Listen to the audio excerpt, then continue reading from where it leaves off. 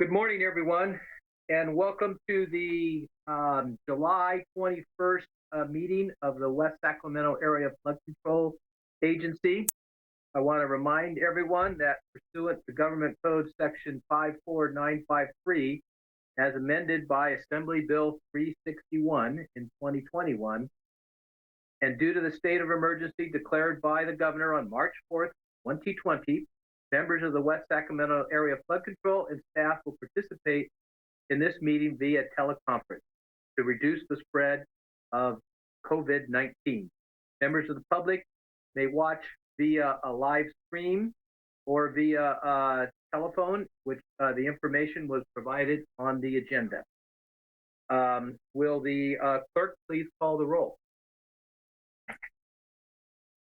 Yes, Vice Chair Alcala. Here. Chair Ramos. Here.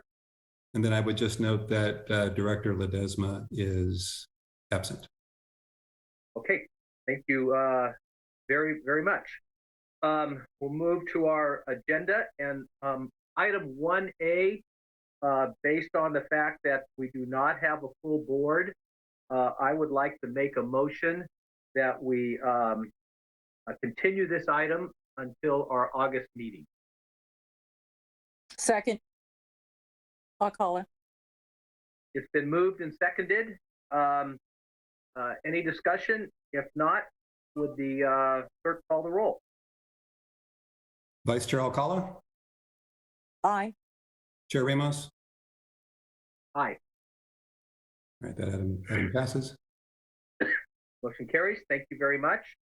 Item 1B, presentation by the public on matters not on the agenda.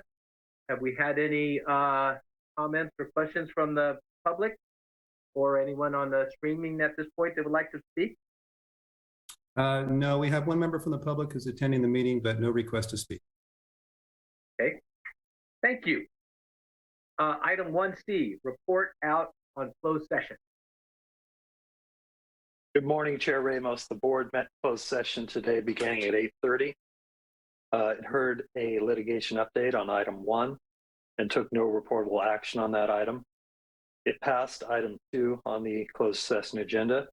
And on item 3, the board authorized staff and council to proceed with negotiated resolution of the Walton case pending in Yolo County Superior Court. And that's the report. Thank you. Item 1D, monthly and year-to-date review of expense of revenue and expense. Morning, Mr. Chair and Vice Chair. This report covers the month of April 2022. We'll begin the report with the agency's Fund 870, its general fund. Fund 870 started the month with a position of approximately $6.6 million. We received the second installment of the flood assessment for $2.3 million, bringing the total revenues for the month to $8.9 million. The fund expended approximately $205,000, mostly related to the general liability insurance payments and a distribution to the District 811 as part of a flood assessment distribution. Minus the $205,000, the fund had a position at the end of the month of $8.7 million. For Fund 871, the capital funds account, the fund started the month with the position of $7.1 million. It received no revenue, and expenses in the fund totaled $480,000. Most of that was in work on the Sac River North levee project, the RFMP, and work on the Southport project. It also reflected that there was we're trying to get some invoices in at the end of the fiscal year, so the burn rate looks a little higher than it would straight line. At the end of the month, that fund finished the position with a position of $6.3 million.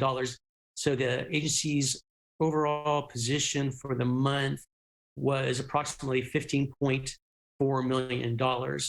For the month of for as of last week, the fund's overall position was $14.8 million, probably reflecting distributions for bond debt service and stuff that we'll see in the June reports.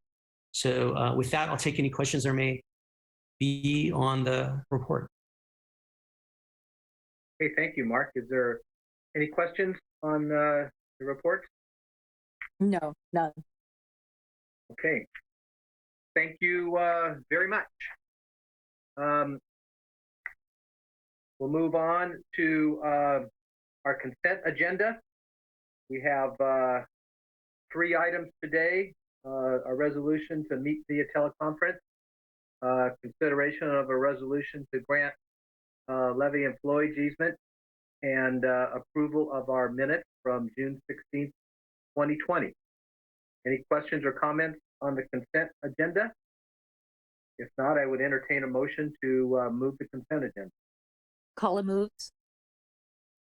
It's been moved. I will second that motion. Will the clerk please call the roll? Vice Chair Alcala Aye. and Chair Ramos. Aye. That item passes. Okay, thank you. On to our regular agenda, item 5, litigation crediting agreement presentation.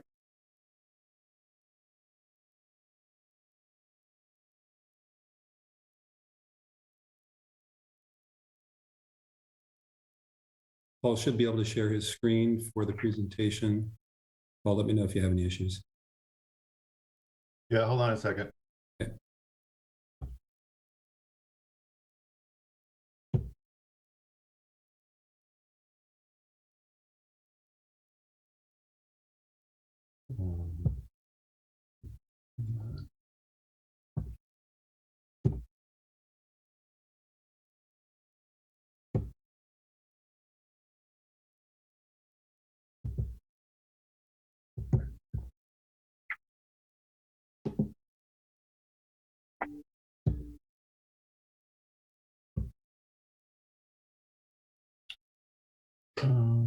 That's weird. Oh, here we go.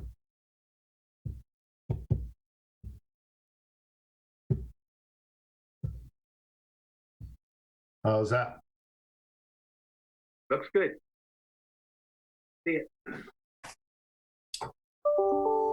All right, so this came through as not as a PowerPoint presentation, but as a PDF. So it'll be more scrolling than just going from frame to frame, just to let you know.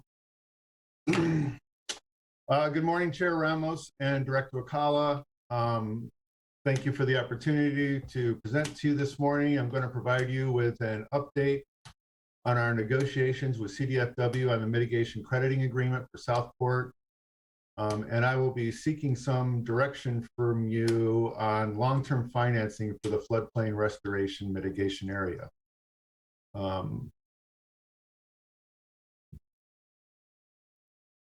So just by way of background, I know I've done a couple of presentations on the MCA, so the Southport Levee Improvement Project built 2 mitigation areas to partially to mitigate for the loss of the impacts that we created during the Southport project, as well as to try to build up a bank of credits for compensatory mitigation for future federal projects. So this slide describes some of those impacts. Again, this slide also kind of talks about those impacts relative to each of the permits or 3 of the permits that we received for Southport, including the levee project as well as Village Parkway.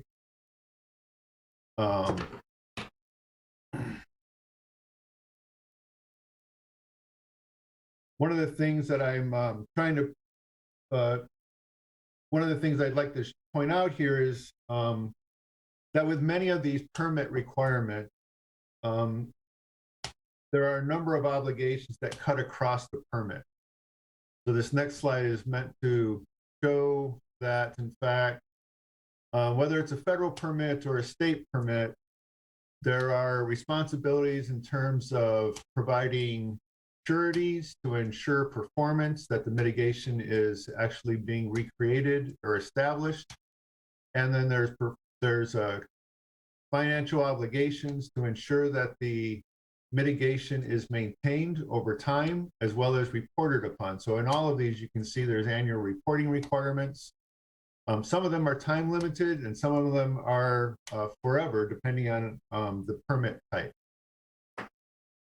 So you can see CDFW, probably the more stronger of the two between the federal agency and the state agencies. They're a little bit more stringent in some of their requirements.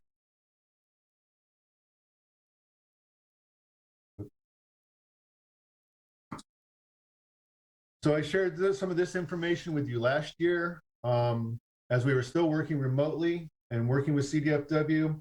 There's a number of similarities that we have between implementation of the Habitat Mitigation and Monitoring Plan that was stood up as part of the Sacramento project and the GRR, as well as the Mitigation Crediting Agreement. Both require long-term management, funding to go along with that, as well as a conservation easement. The difference being really is that the Mitigation Crediting Agreement is a state-based program, although the statute does allow for it to be serving multiple agencies, including federal agencies. But the main difference here is the CDFW is the primary beneficiary. In the HMMP, there were multiple beneficiaries of different federal services. It was really tied a lot more to the federal project.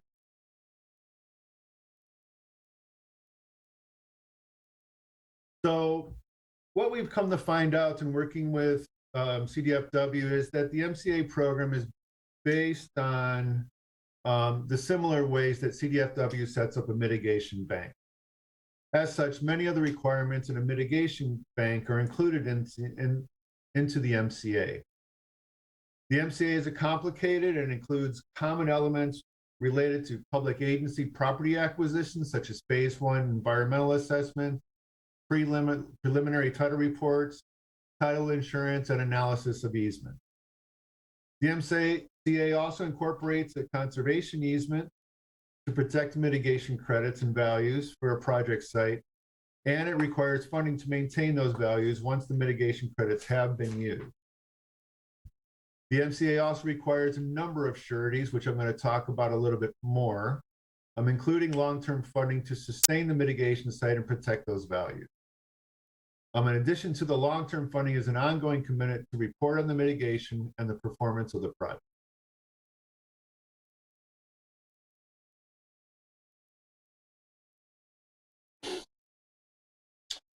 Through our discussions over the past 2 years, there continues to be three unresolved issues. The first of which I think probably resolvable most readily. You may recall that we conducted a phase 1 assessment prior to the restoration plan being implemented, but after the project was done, that was to have a clear phase 1 assessment for property conveyance purposes. We've received preliminary title report, and recently I had BRI complete an analysis of the existing easements or the easements that continue to be recorded on the properties.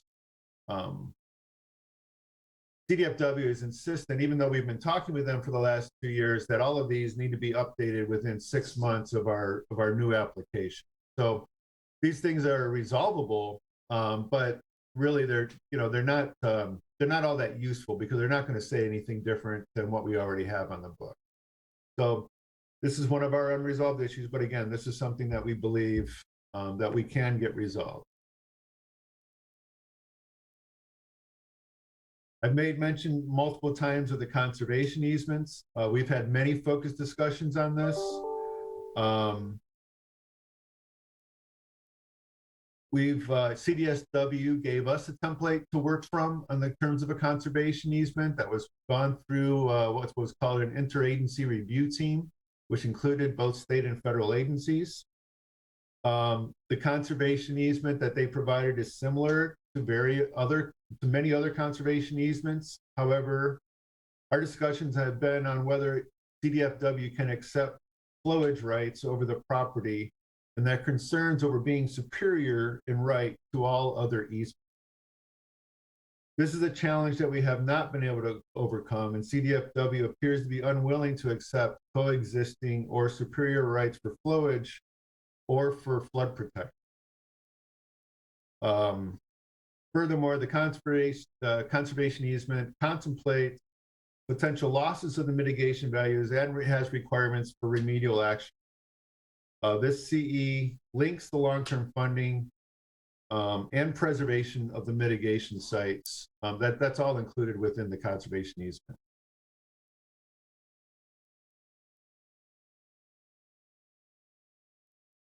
The MCA statutes contemplate a number of financial sureties depending on the stage of that an applicant particularly or submits a mitigation crediting agreement. This table was provided by Cdfw to kind of represent these various different financial assurances. You can see that Cdfw requests a performance security during the development phase or in the establishment phase, an interim management security for the period between the establishment phase and when an endowment funding would be available for maintaining the site. As previously discussed, the MCA and the other permits contemplate an endowment or other forms of long-term financing for the preservation of the mitigation area and the values. And during this process, WSAFCA has continually advocated to pay for long-term maintenance of the mitigation areas through the flood assessment. We are concerned about dedicating a large sum of the flood assessment into an endowment, which could affect the agency's ability to meet its cash contributions towards the federal project.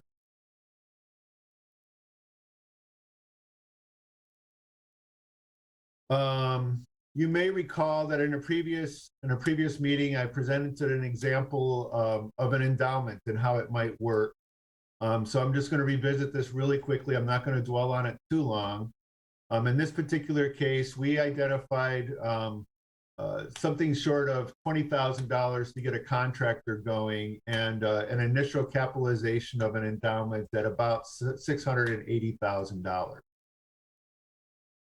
The other terms that we put in this particular to analyze an endowment is we calculated a 3% return on investment for a 55-year term. And then we also included inflationary costs to an O&M contractor at 2.3% per year. Now, those may be high. The inflationary costs may be high, but they will probably level out over time. So the point of this exercise was to show the fact that while an endowment may be able to, so this scenario contemplates that the endowment would be able to build up some revenues for a period of 5 years, very similar to the time period that we have a restoration contractor at Southport. And then it would start to fund the O&M costs for the project. And so we see that at year 10, the costs are about $20,000 and the endowment has grown about $100,000. However, when we go down to year 50, because of the increased cost of maintenance, without any reprieve and without any additional funding going to the endowment is losing money and at some point in time in the future will actually run out of money. So this analysis has been done merely because I tried to understand the relationship between if you have ongoing costs and they're going to continue to increase, how much money do you need in a non-wasting endowment? Other research that I previously shared with you indicates that many endowments of this nature need to get plussed up sometime in the future in order to maintain their level of commitment to pay for the long-term O&M.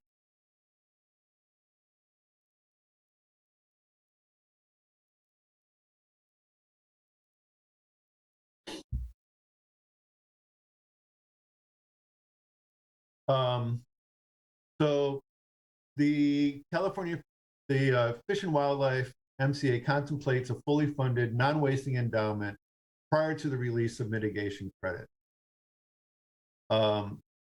The West Sacramento projects, MMP, also contemplated an endowment.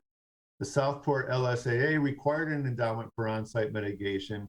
And most models of conservation easements that I've that I've reviewed include some sort of endowment or long-term finance. During this process, when we started talking about long-term financing, CDFW did provide us with an alternative to just using the O&M fund or setting up an O&M fund to pay for long-term mitigation. They continue to be concerned that credits would be released without any assurance that they would have recourse for if the project site would somehow deteriorate in nature or not maintain the mitigation value. So they had proposed to allow local assessment funding for a maintenance program as well as slow funding and endowment. So that's one approach.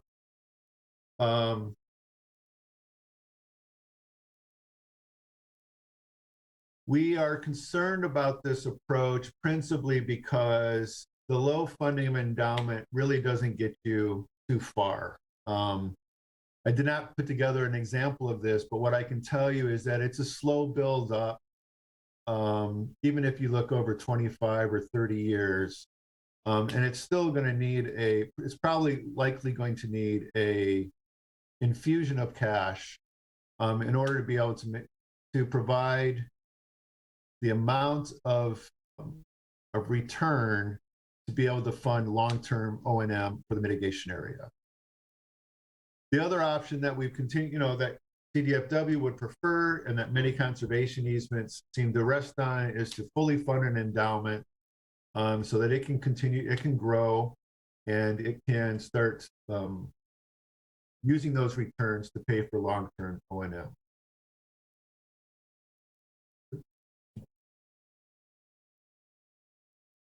I guess that's my last slide. So what I'm hoping to hear from you this morning or get some feedback on is, do you have a preference? Should we continue to advocate for using the flood assessment as a means to pay for the mitigation, very similar to how if we were an agency just looking at this property for its maintenance, we would set up some sort of O&M fund to do that.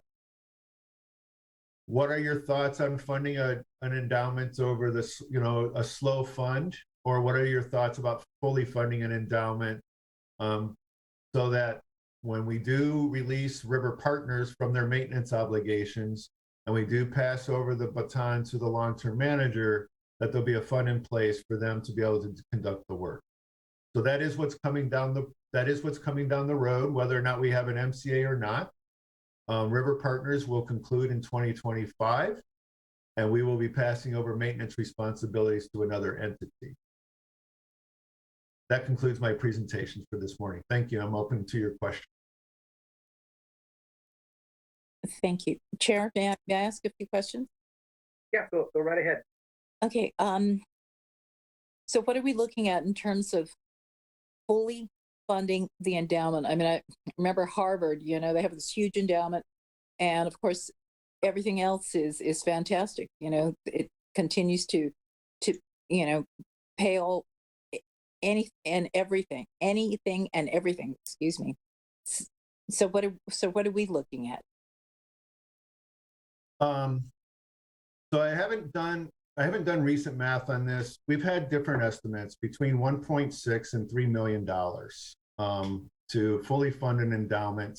We'd have to go back, and we haven't done the full analysis, but it's not an insignificant amount of money that would take to do that, to set up the endowment that would meet CDFW's requirement.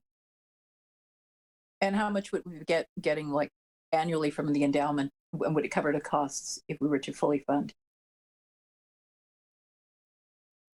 I'm sorry, could you repeat the question? How much if we fully fund the endowment? Can't get my mouth running. How much if we fully fund the endowment? How much would that provide annually? I mean, would it cover costs that are necessary? Yeah, so I'm calling from memory, Norma, I'm afraid, but my recollection was that the $3 million endowment would fund there's something to the effect of annual cost of $85,000.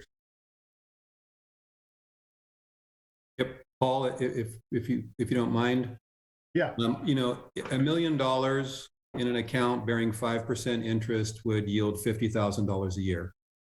So it's really a function of what rate of return can you get, which then determines what principal you need to have on deposit to earn that interest rate to pay for your costs. But I think round numbers, you can get 5%, somewhere between $1 and $2 million will get you between $50,000 and $100,000 a year in perpetuity. Okay, that's what I was asking. And how much are we paying right now annually to fund this? yeah, our current costs are just shy of $800,000 a year, but that also includes some services that we will not continue on in the future, specifically irrigation, and nearly not as much herbicide treatment. Yeah, I think the key thing to point out now for the current contract that we have, we're still in the establishment phase. So we're still nurturing young plants to get them to some, fully grown status that they can then sustain them, on their own, ideally into the future. So the maintenance will come way down. Okay, thank you.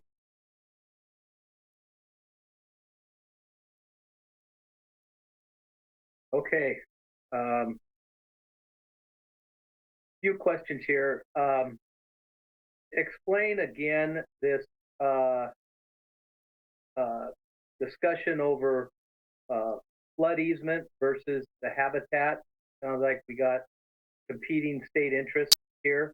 And, is that something we need to resolve or they resolve? Or, everyone thought this was a fantastic idea to have these setback areas, and now they can't come to grips with how it should be managed. Yeah, Tom, this ties back to a couple of points that I made. One, that the MCA is predicated on the banking statutes, mitigation banking statutes. And so Cdfw is accustomed to being in the driver's seat, and developers, mitigation developers come to them and they propose a project. They clear all the easements, they set up the mitigation, they set up a bank so that those credits are available for sale, right? It's a profit-making venture. Right. In this particular case, we're a public agency with a publicly funded project that's used property adjacent to a new setback levee that requires inundation for its long-term engineering and maintenance. And Cdfw was ill-prepared, probably the best word, to be able to figure out how to create coexisting rights or somehow allow for the project to inundate and still meet their conservation values. There's a lot of concern, I would say what I would consider too much concern over the loss of mitigation as opposed to our ability to remediate if necessary, or the land manager's ability to take corrective action for any loss in mitigation, whether it's from natural occurrences or something that's caused by human. So it is what it is. I'm not asking for the board to resolve that. I've been working through with our attorney. I've been working with Cdfw attorneys. I've been working with the board attorneys. And there's just they are accustomed to having a pristine land area and conservation easement. And so this is causing quite a rift in terms of its being able to resolve it. Inundation is one of the mitigation benefits, especially for the fish. I mean, that's the whole idea here. And these guys are barking back and forth. I think as best you can assist them in coming up with it. It's always been thought that inundation, every so many years, and having a place for salmon and other fish to get out of the mainstream is what the whole idea of this thing was. It seems like there are other mitigation areas that are in the bypass, some of those other areas that have this same situation. Seems like they can come to terms, and we're kind of here in the middle of it right now. But so, keep us informed as you move along. On the overall credits and stuff, I've asked this question in the past. We've had a certain amount of acreage that is going to be offset what we've done so far. We got future federal projects, which will use credits to mitigate for that. Is it anticipated that through all this, there could be credits left over at the end? That's a good question. Not that needs to be answered now, but if there was, whether it's they're used for other flood projects or not directly connected to WSAFCA or a federal project, there could be funding that would come from that to help cover things, wouldn't it not? Yeah, we're specifically trying to figure out, as the federal project advances, how the remainder of Southport, after mitigating how the remainder of the Southport mitigation areas can provide benefit to the future federal projects that still need to be improved. So we're trying to marry that up in a number, and so that work is ongoing, specifically working with the Army Corps and some of the other federal agencies. Yeah, and Tom, I would just say that I think when you look at the estimate for the impacts that was done with the GRR, and you look at all those acres compared to what we created, there's not enough to compensate for everything. We would have a deficit, a net negative. Okay. But so far, everything that we've designed and constructed has differed pretty significantly from the estimates that the Corps had provided in the GRR. So we do anticipate the impacts to come down, but by how much, we don't know.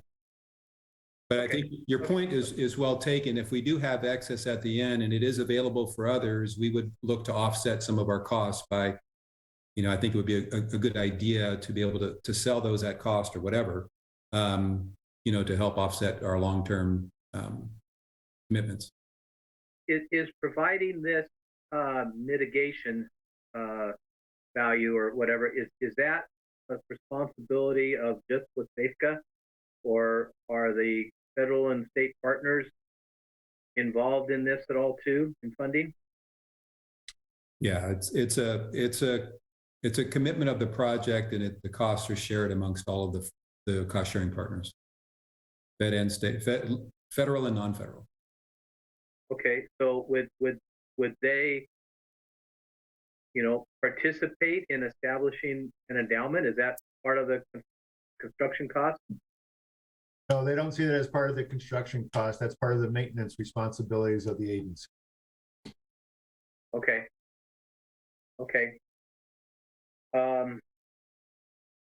Well then, the slow funding you were talking about, that's just building up an endowment over time. Is that what you're talking about? Yeah, Tom, the best analogy I can give you is kind of like setting up a child's savings account, for college, where you're putting in a certain amount of money every month. It's slowly but slowly it builds up over time. They're 18 years old and they get to pay for 1 year of college. So it's just and it's Tom, a slow roll. In that analysis, the rule is simple. If you have $1 million earning 5%, so we need to have this kick in 2025. If we assume this is 2020, so it's not. For 5 years, we would be depositing $200,000 to get to that $1 million when we would need to rely on that annual interest every year to cover costs. So. Okay. Well, you guys brought it up in the discussion. We set aside, whatever amounts of money that we need to. It takes away from our ability to fund the project. So if we can delay that till we reach the end or get close to the end and know our overall commitment for the project itself, it would make sense to avoid setting up a large endowment at this point. And whether that means we just fund it on an annual basis and provide some kind of surety, going forward for them, that seems like might be a good way to go, at least through the completion or close to completion of the federal project. Tom, I appreciate that feedback. It's really helpful to know where the board stands when I'm talking with Cdfw, because, like I said, they're very used to being in charge and calling the shots. So it helps me to understand where the board stands relative to funding long-term maintenance of the mitigation areas, as I'm having these deal points come to a head. Well, like you said, they're used to dealing with developers or private parties, and they specifically want to go out and get the hook on these folks so they can't wiggle out of their commitment. We're a little different. We're long term. We're already on agreeing for long term O&M for the project itself with the state, so we're not going anywhere. And there should be other ways that they can get a solid commitment from us, but it's a different animal, and they just got to come around to it. They've got to be working with other local agencies on similar type stuff. They keep at it, I guess. Let's keep the discussion going. Tom, I don't know if this places me in good company or bad company, but certainly there's another group up north dealing with Mid-Sac, from the Mid-Sac MRF&P that's dealing with this. And Caltrans is still having a hell of a time actually forging a deal, inking a deal for similar reasons, right? They don't want a long-term perpetual endowment. And Caltrans specifically wants the ability to reuse the property that they set up for mitigation if necessary, right? If demand calls for them to reconfigure a highway interchange where they have mitigation property, they want to be able to do that. So, like I said, the conversations with Cdfw are not being borne solely by WSAFCA. There's many other players. But it's important for me in terms of going forward to understand where the board stands on these issues. So I appreciate it. Well, good. We're, like you said, we do have a little bit of time here because we're still in the maintenance, but hopefully it'll clear up here over the next year or so, and we'll have a better idea. But that's probably good. You bring it to the board like this on a regular basis. But could you, when you get a chance, forward that presentation to us? Oh, absolutely. Okay. So, And, Norma, do you have any other questions? No, that was it. Thanks, Tom. And then based on your feedback this morning, I think I'll talk with Greg, but we'll try to put together what does an endowment really look like so that we can give you real numbers instead of the examples we used. I'll go back and talk with Sac Valley Conservancy, which provided us with some initial numbers. They were identified as the potential long-term land manager. So we'll circle back with you to kind of share that with you so that we have a better idea about what the actual project impact would be, and see if your opinion changes about how we would proceed forward, or does it? Okay. Sounds good. Anything else on this item? No, sir. Thank you. Okay. If not, we'll move on to item 6A, the WSAFCA project update. All right, thank you, Chair Ramos and board members. You guys, you have the monthly report in your packet. I just wanted to go over just a couple things.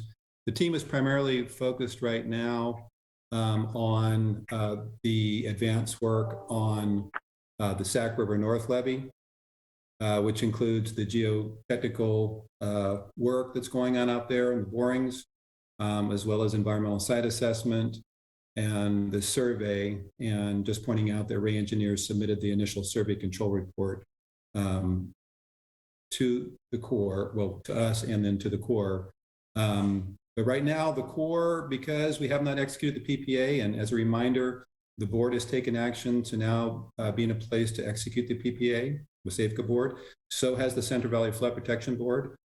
They've taken an action now to be able to execute the PPA. So we're just waiting for the Corps to finish their routing through the San Francisco division, and then for the new colonel now to be able to sign, and so that all parties can now execute the PPA. Once that happens, it will unlock the 2022 federal funding. But as it stands right now, the Corps really has no money to participate. So we've been canceling PDT meetings and so forth. And we have very few folks from the Corps spending any time on our project. And hopefully within the next couple of weeks, that changes as we execute the PPA. And on the federal budget and advocacy, just heard this morning, yesterday or today, House Appropriations Committee passed, or the House passed the minibus to include the energy and water bill. I think they still have another minibus that they're considering, but anyways, ours is now ready to move on to the Senate. But as of right now, there is no schedule for the Senate to take up the bill. And that still has the president's 79 million? Correct. For our project, okay. That's correct. Okay. And then there a few of the flood control agencies, WSAFCA, Cdfw, and Sutter Butte, and SAFCA as well, reached out to the new colonel requesting the opportunity to meet with them as a group to talk about our respective projects and the work that the district is doing. You know, we're a big part of the work that the district is doing. And so we just recently received word back that he's receptive to that, and we should be hearing from his staff soon to set something up. So I'll keep you posted on that. And it's really an introductory, an opportunity to introduce ourselves and possibly do some tours and let the colonel see sort of firsthand, become more familiar with our projects and obviously then support our projects. And really that's all that I had. Well, I would just note that there is a regional exercise, emergency flood preparation exercise that is scheduled for August 25th. And when I say regional, I think there's like 4 counties involved. So it's going to involve basically the entire Yolo bypass north to south and the various agencies on either side, including West Sacramento and RD 900. So that'll be happening on August 25th. And any other questions on the update?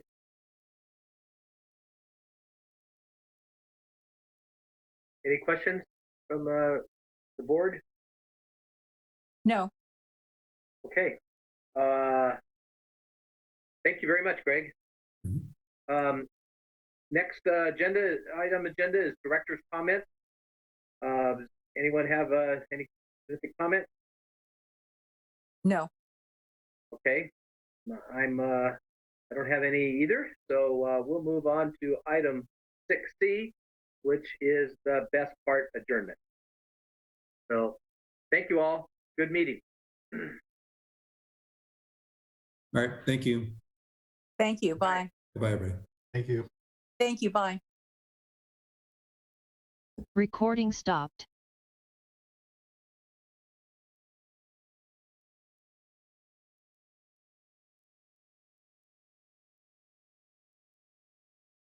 Hey, Robert or Nair, is there any hazard of me ending the meeting now?